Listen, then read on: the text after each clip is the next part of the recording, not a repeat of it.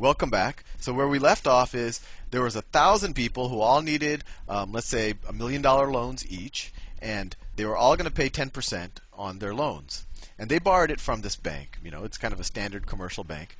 And this bank says, well, you know, I just handed out $1 billion, and I'm getting these interest payments, and my vaults are empty. I want to have money back in my vaults, or I want to have money back on my balance sheet. So I'm going to sell these loans. I'm going to bundle them all together and sell them to this investment bank. And now, what is this investment bank going to do with these loans, and why is it doing it? So let me delete this. So we had the investment bank. I randomly picked the color green, but I think it is appropriate for the investment bank.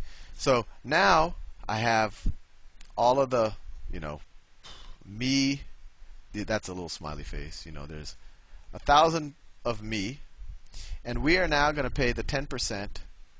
We're now going to make all of our mortgage payments, the 10% payment, to this bank, this investment bank. But the investment bank, they're not in the business of servicing loans or keeping loans on their balance sheets. So what they do is they create a corporation. They create an entity, though, maybe a special purpose entity, whatever you want to call it.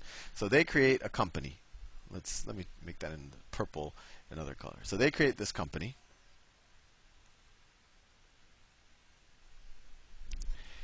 And what they do is they will take this $1 billion, well, no, not the $1 billion. They take their rights to these payments that they got, right? They paid $1 billion to that first bank in order to get the payments from all of these people. And they say, you know what, the rights on those payments, right? That's the asset. They bought all these loans. The rights on those payments, we are now going to transfer to this special purpose entity, to this other corporation.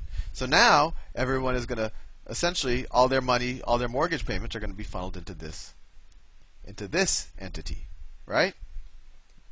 And this is a corporation, and so what the bank will do is issue shares in this corporation. So let's say that it issues, let's say for simplicity, 100 shares.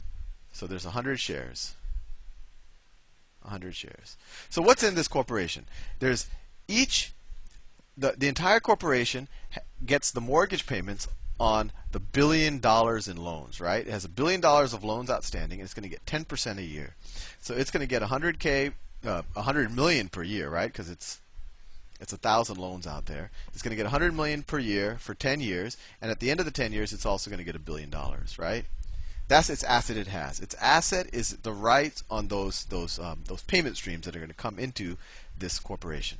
And then it has 100 shares. So the way I think about it is you can split this company 100 ways. And I'm doing this to further confuse you. So what is each of those, the owner of each of those shares, what does it entitle them to? Well, it entitles me to 1/100th of what this corporation gets.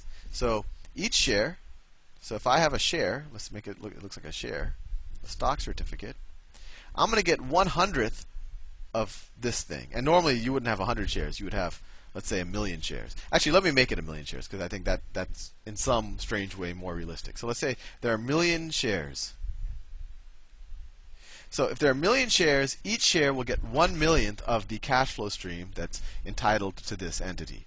So instead of getting $100 million every year, it gets 1/1,000,000th of that. So it gets $100 per year. And then on the last year, instead of getting $1 billion, it gets $1,000. So what the bank will do is it'll take these shares and then it'll sell it to the general public. It'll IPO it, essentially. You can think of it that way. And tons of people will buy it, especially hedge funds and pension funds and mutual funds and bond investors. And it's just important to think about how the money is flowing. So now when they sell these shares in this entity, people are going to give them, well, hopefully more than what they paid for it, right? Maybe there's a lot of demand for this type of asset where I get this type of income stream. So maybe once they sell all the shares, they get, I don't know, they get $1.1 billion for them, right? So this is the investors. And the investors collectively buy these shares for $1.1 billion. Essentially, let's say they paid $1.1 billion for 1 million shares. So they paid $1,100 per share, right? $1,100 per share. Each of the investors paid $1,100 for each of these shares. So then $1.1 billion goes into the special purpose entity.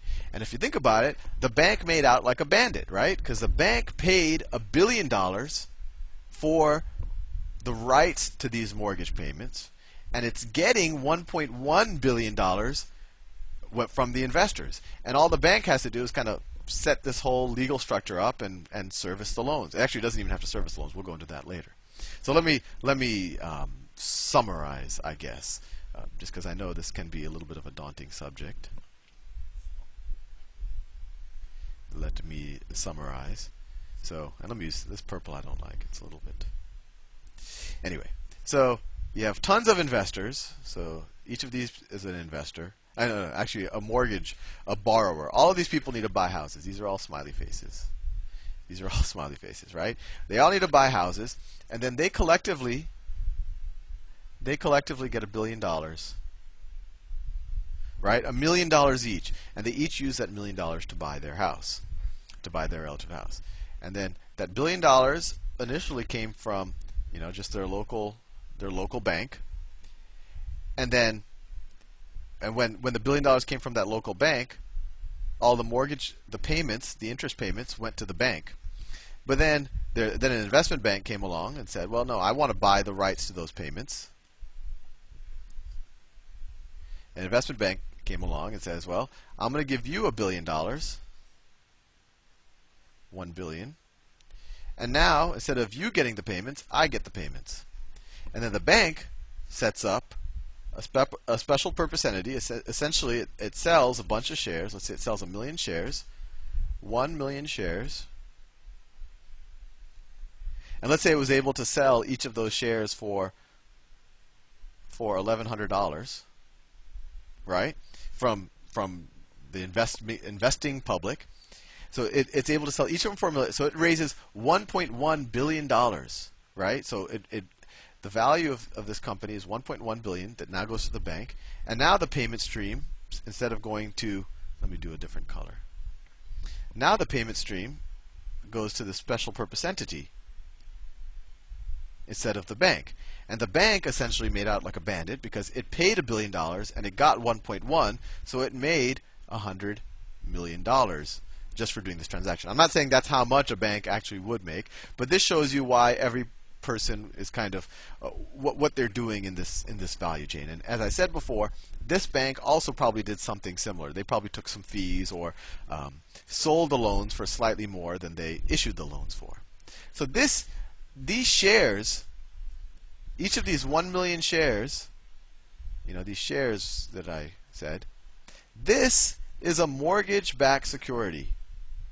Mortgage-backed security. And it makes sense. It's a security. A security is an ownership that's tradable in a company.